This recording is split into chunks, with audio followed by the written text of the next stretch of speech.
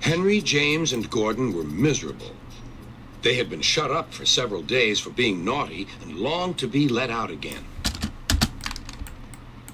At last, Sir Topham had arrived. "I hope you are sorry," he said, "and that you understand that every job on the railway is important.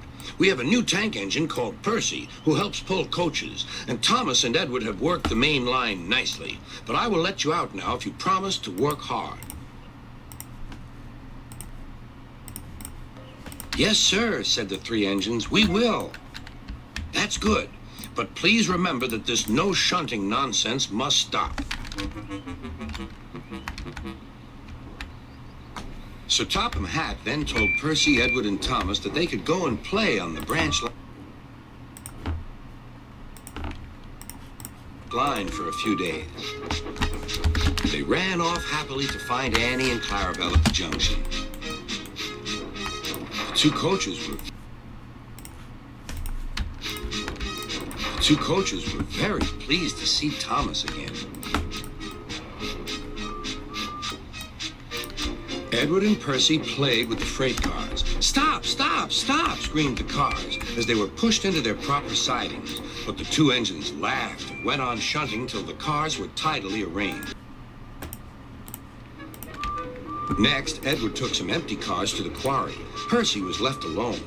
He didn't mind that a bit. He liked watching trains and being cheeky to the other engines. "Hurry, hurry, hurry," he would call, and they got very cross.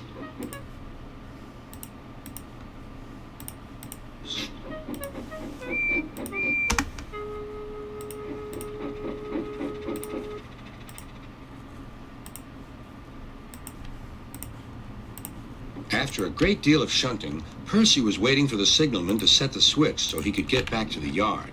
Percy was being rather careless and not paying attention. Edward had warned Percy, "Be careful on the main line. Whistle to the signalman that you are there." But Percy didn't remember to whistle, and so the busy signalman forgot him.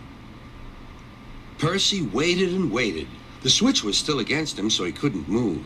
Then he looked along the main line. "Beep, beep!" He whistled in horror, for rushing straight toward him was Gordon with the express. "Oh!" groaned Gordon.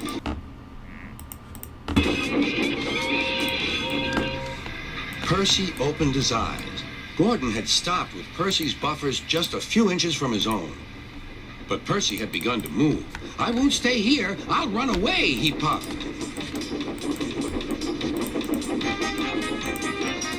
He went straight through Edward's station and was so frightened that he ran right up Gordon's hill without stopping.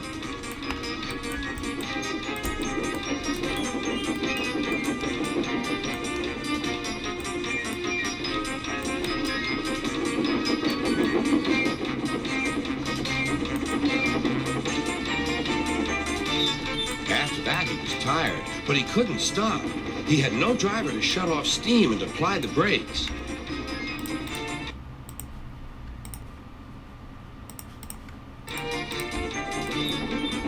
"I want to stop," he puffed.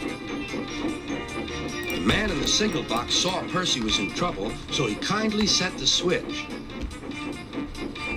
Percy puffed wearily onto a nice empty siding, ending in a big bank of earth. He was too tired now to care where he went. "I want to stop! I want to stop!" "I have stopped," he puffed thankfully.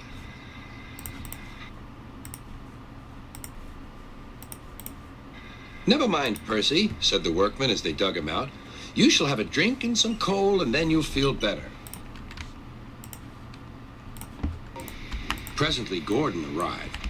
"Well done, Percy. You started so quickly that you stopped a nasty accident." "I'm sorry I was cheeky," said Percy. "You were clever to stop," replied Gordon. Then Gordon helped pull Percy out from the bank.